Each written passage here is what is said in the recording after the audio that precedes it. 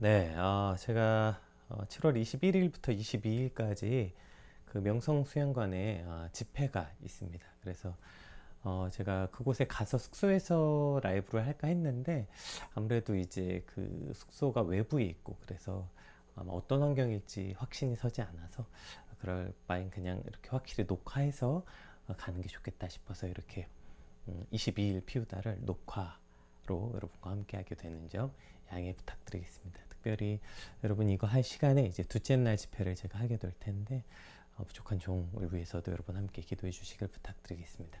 우리 같이 기도하심으로 피우다 시작하겠습니다. 하나님 감사합니다. 오늘 이제 연보에 관한 연결될 말씀 저희가 듣게 될 텐데요. 구체적으로 그 헌금을 어떻게 해야 되는지, 또 그것을 맡은 자들은 어떠한 책임이 있는지, 또 드리는 이들은 어떠한 마음으로 또 어떠한 책임으로 드려야 하는지 우리가 함께 알므로 바른 헌금과 바른 연보가 이루어지는 우리 공동체가 또 우리가 속한 그 모든 곳의 공동체가 되게 하여 주시옵소서.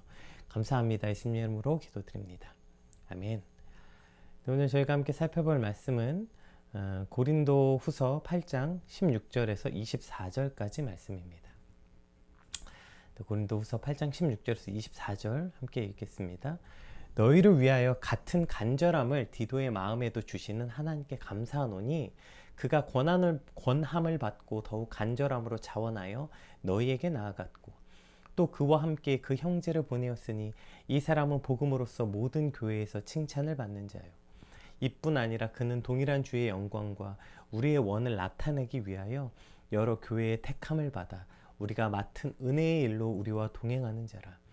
이것을 조심함은 우리가 맡은 이 거액의 연보에 대하여 아무도 우리를 비방하지 못하게 하려 함이니 이는 우리가 주 앞에서뿐 아니라 사람 앞에서도 선한 일에 조심하려 함이라. 또 그들과 함께 우리의 한 형제를 보내었노니 우리가 그가 여러 가지 일에 간절한 것을 여러 번 확인하였거니와 이제 그가 너희를 크게 믿음으로 더욱 간절하니라. 디도로 말하면 나의 동역자요 너희를 위한 나의 동역자요. 디도로 말하면 나의 동료요 너희를 위한 나의 동역자요. 우리 형제들로 말하면 여러 교회의 사자들이요 그리스도의 영광이니라.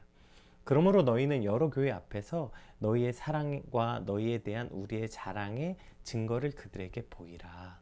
아멘. 오늘 본문은 이제 어제 본문에 이어서 예루살렘 교회를 향한 연보를 마치라는 권면에 연결된 내용이죠.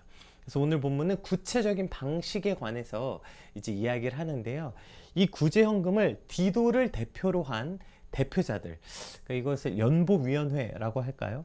그러한 연보위원들, 헌금위원회를 통해서 즉 대표자를 세워서 그들을 파송하면서 그들에게 협조하라는 당부의 내용을 담고 있습니다. 우리 16절, 17절 한번 같이 살펴보겠습니다. 너희를 위하여 같은 간절함을 디도의 마음에도 주시는 하나님께 감사하노니 그가 권함을 받고 더욱 간절함으로 자원하여 너희에게 나아갔고, 네, 이렇게 표현되어 있어요. 그러니까 지금 이 연보위원회 대표자격인 자신의 동역자 디도에 관한 설명을 하고 있어요.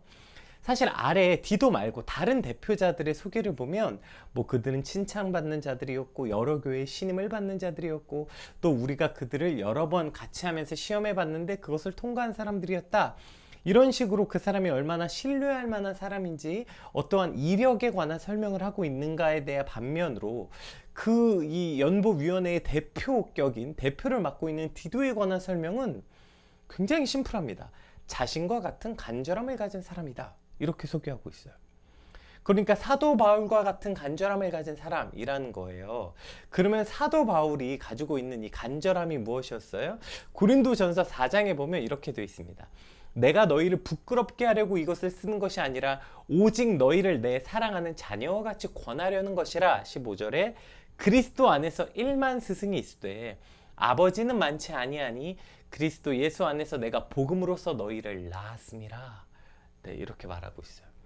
그러니까 그리스도 안에서 1만 스승이 있는데 아비는 많이 없대요. 그리고 나는 너희에게 스승이 아니라 자녀를 대함같이 아비같이 복음으로써 너희를 낳았다는 것입니다. 이것이 사도 바울이 고린도 교회 성도들을 향해 갖고 있었던 간절한 마음이었고 이 마음이 누구에게도 있다고요? 디도에게도 있다. 이것을 디도를 설명하는 거예요. 23절에서도 디도와 두 형제를 구별해서 표현하고 있는데요. 오늘 본문 이따 23절에도 디도가 사도 바울과 같은 복음을 전파하는 사역의 지체, 사역자 이렇게 표현되어 있고, 이 디도 외의 두 형제들은 그 바울이나 디도처럼 사역자로 세워진 게 아니라 이번 구제헌금 사업을 위해서 여러 교회들로부터 선택된 사람, 즉 구제금을 모으는 사업의 재정적인 면을 담당하는 지역 교회의 대리자들이라고 볼 수 있던 거죠.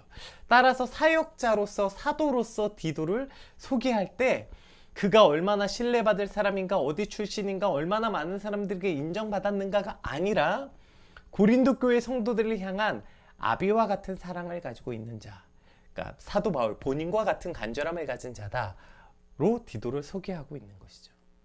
아비와 같은 사랑은 무엇일까요? 아까 사도 바울이 그 그리스도 안에서 1만 스승이 있대, 아비는 별로 없다. 이게 어떤 의미냐면 아비와 선생의 가장 큰 차이가 뭘까요? 일단 선택권이 없다는 거죠. 아비는. 스승은 최선을 다해 보겠죠. 그렇지만 안 되면 최저를 포기할 수 있어요. 뭐 가르쳐 봤는데 야, 넌 도저히 재능이 없다. 넌 나랑 안 맞는다. 넌 다른 선생에게 가라. 보낼 수 있잖아요. 너는 나 말고 다른 선생님한테 가면 좋겠다 할 수 있죠. 아비가 그럴 수 있어요? 야, 너는 나랑 좀 안 맞으니까 다른 아버지 찾아봐라. 이렇게 할 수 없잖아요. 선택권이 없어요.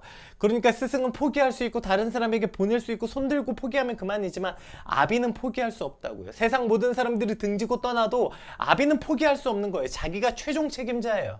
이것이 스승과 아비의 차이이고요. 또 다른 측면에서 스승과 아비의 차이는 이런 거죠. 스승은 그래도 어느 부분은 할만해요. 왜냐하면 선생은 가면이나 연기로 가능하죠. 목사도 마찬가지죠. 그러니까 뭐 여기 잠깐 앉아 있을 때 그 아이를 가르칠 때 그 아이 앞에서는 스승인 척, 거룩한 척, 깨끗한 척 할 수 있어요. 선생으로서 아이들 앞에서 그런 척 하면서 살 수 있다고요. 그런데 아버지는 불가능해요. 아버지나 어머니는 아이와 계속 같이 있어야 돼. 같이 살아야 돼요. 여러분 처음에 좋은 아빠, 좋은 엄마가 다 되고 싶죠. 그래서 아이 앞에서 이것도 안 하고 저것도 안 하고 아이에게 이런 모습 보여줘야지, 저런 모습 보여줘야지. 처음엔 다 그렇게 노력합니다. 근데 그게 나중에 왜 안 돼요? 계속 그렇게 살아야 되는, 즉 연기로는 안 되는 거예요. 다짐이나 연기로는 안 돼요. 그 아비는 그 아이에게 삶으로 드러내는 거죠. 아비는 같이 살아야 되는 거예요. 즉 아비는 아이에게 말이나 방법으로 아이를 가르치는 게 아니라 내 삶으로 그 아이가 배우고 내 삶으로 그 아이가 알게 된다는 것이죠. 맨날 아이한테 책 봐라 책 봐라 하면서 부모는 맨날 TV 보고 핸드폰 보면서 그 아이에게 어떻게 책 봐라 돼요? 그럼 그 아이는 책 보는 아이가 될까요? TV 보는 아이가 될 거예요? 당연하죠. TV 보는 아이가 되겠죠.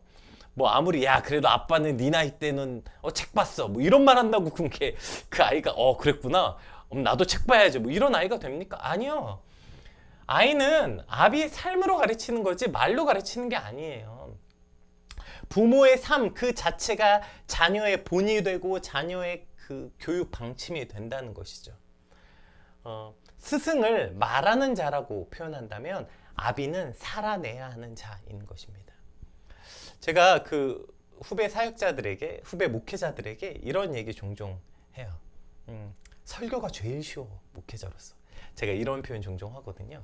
왜 이런 말을 하냐면 어떤 사람들은 이렇게 생각해요. 목회자가 하나님의 말씀을 선포하는 일이 목회자의 가장 중요한 업무인데 그렇게 말씀 선포하고 말씀 준비하는 일에 집중해야지 뭐 그렇게 이것도 하고 저것도 하고 그거 좀 안 되면 어떠냐고 일주일 내내 말씀 보고 설교 준비하고 여기에 목회자에 진짜 올인해야 된다. 뭐 이런 말이 뭐 한편 맞기도 하면서 또 틀리기도 해요. 왜요?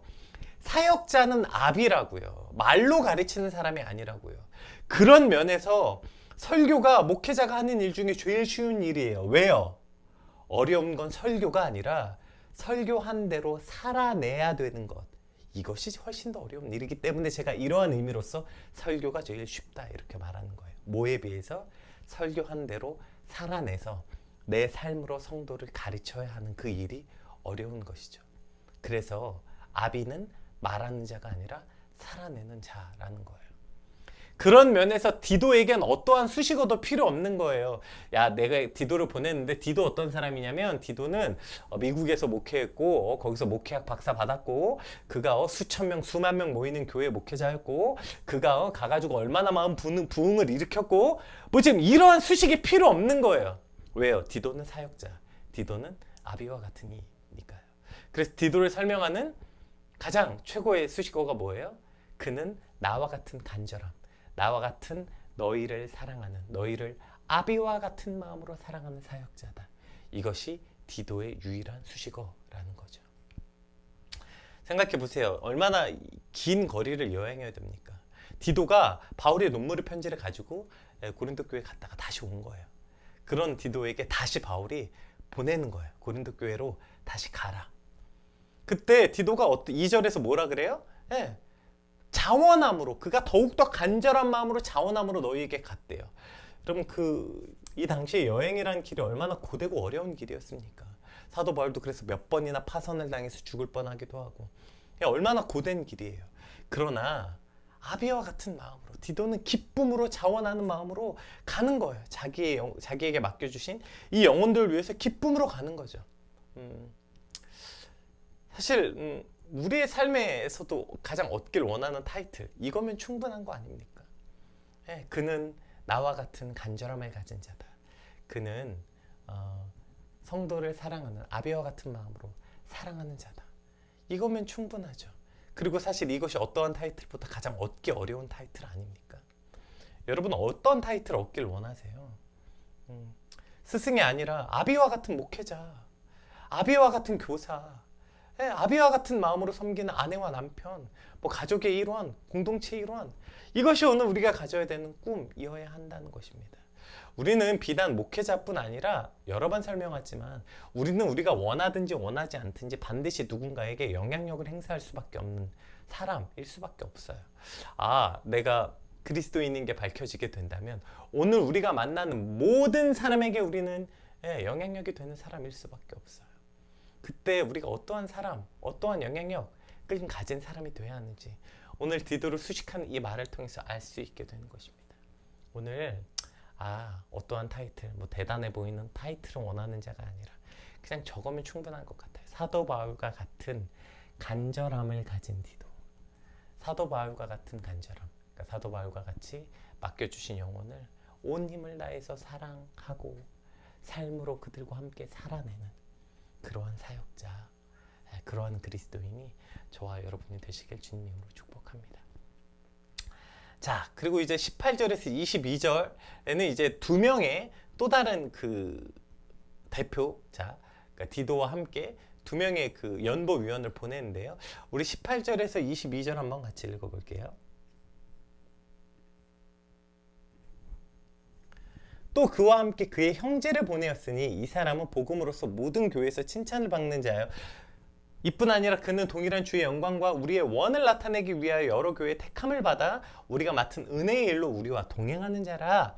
이것을 조심하면 우리가 맡은 이 거액의 연보에 대하여 아무도 우리를 비방하지 못하게 하려 함이니 이는 우리가 주 앞에서뿐 아니라 사람 앞에서도 선한 일에 조심하려 함이라. 또 그들과 함께 우리의 한 형제를 보내었노니 우리는 그가 여러 가지 일에 간절한 것을 여러 번 확인했거니와 이제 그가 너희를 크게 믿음으로 더욱 간절하니라. 네, 이렇게 돼 있어요. 여기서 말한 이 두 사람이 누군지 뭐 여러 추측은 있지만 명확하게 기록되어 있지 않기 때문에 누군지는 몰라요. 그런데 이 두 명의 디도 외에도 두 명의 대표를 더 보내는데 이 사람들은 어떤 사람이었냐면 그는 복음으로서 모든 교회에서 칭찬받는 자였고 여러 교회의 택함을 받은, 여러 교회의 신뢰를 받은 사람이었대요.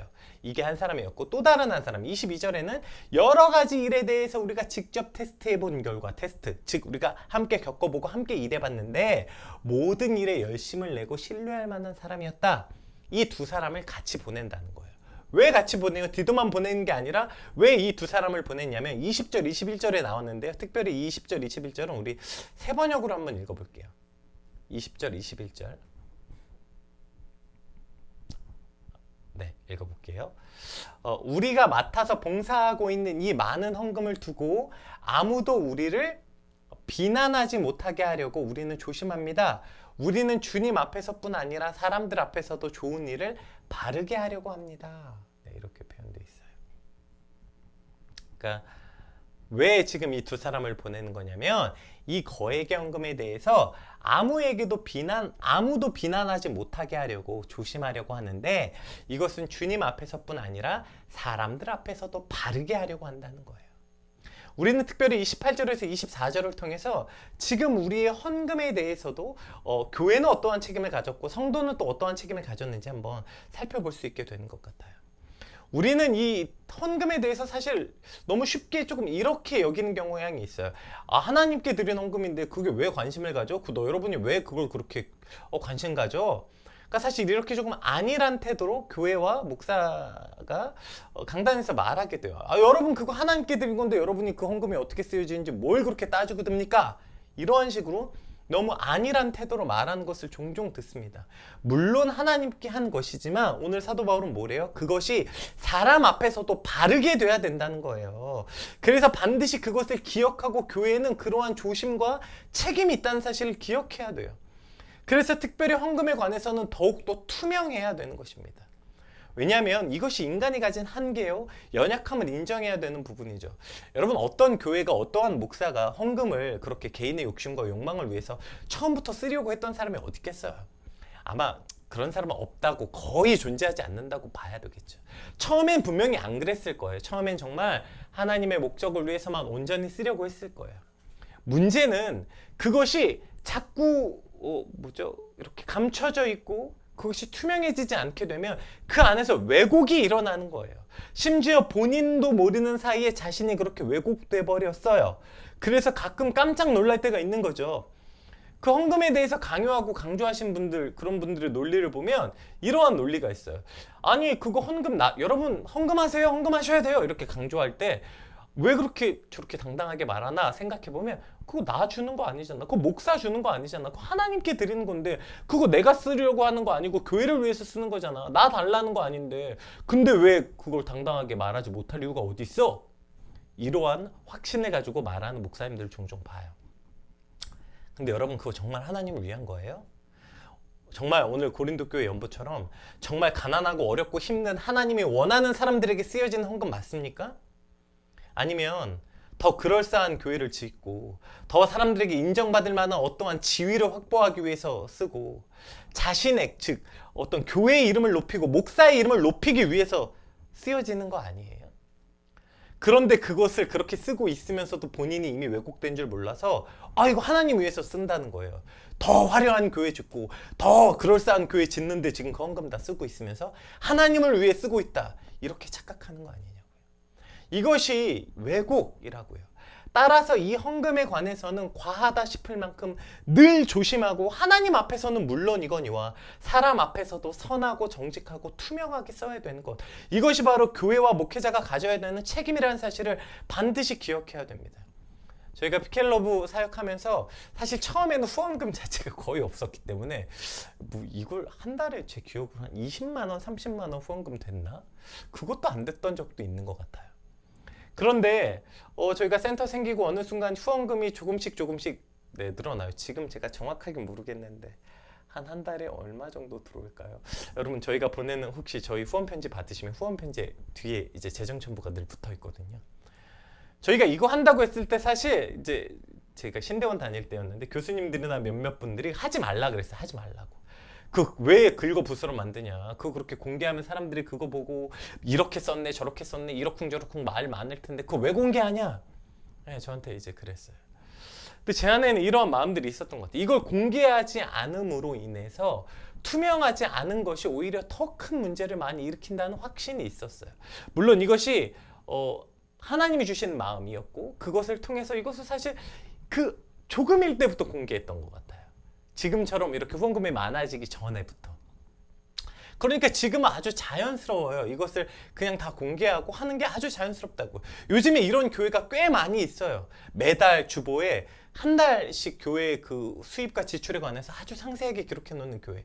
이런 교회들이 훨씬 더 투명할 수 있죠. 왜냐하면 그것이 사람 앞에서도 바르게 해야 되는 것이거든요. 교회는 이러한 조심과 책임이 있는 거라고요. 그런데 그거 하나님께 한 걸 뭘 그걸 성도들이 알려고 하냐. 이런 식으로 하다 보니까 많은 왜곡이 일어나는 것을 보게 되는 것입니다. 따라서 헌금에 관하여는 교회에 이러한 책임이 있다는 사실을 반드시 기억해야 돼요. 자, 우리가 22절까지 이것이 교회의 책임이라면 23절, 24절은 성도의 책임도 있는 것 같아요. 우리 이것도 한번 그 세 번역으로 한번 읽어볼게요. 23절, 24절 네, 세 번역으로 한번 읽어보겠습니다. 디도로 말하면 그는 내 동료요 여러분을 위한 내 동역자입니다. 그리고 그와 같이 간 우리 형제들로 말하면 그들은 여러 교회의 심부름꾼들이요 그리스도의 영광입니다. 그러므로 여러분은 그들에게 여러분의 사랑을 보여주십시오.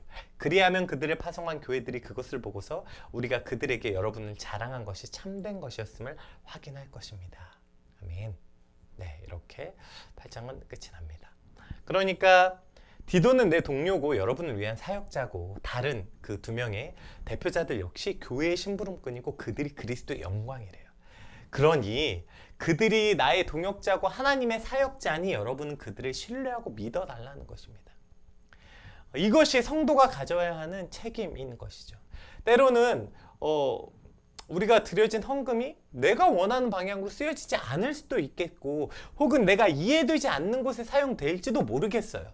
그러나 그들이 그것을 사용하기로 결정한 이들이 교회의 대표고 하나님이 세우신 사역자임을 인정한다면 그것을 믿고 맡기는 것, 이것이 성도의 책임이라는 거예요. 교회가 그것을 투명하게 공개하고 바르게 쓰는 책임이 있다면 성도들은 또 그것을 사용하는 그 대표자들을 믿고 그들에게 그 책임을 넘기는 것, 이것이 성도가 가져야 하는 또 책임이라는 것이죠.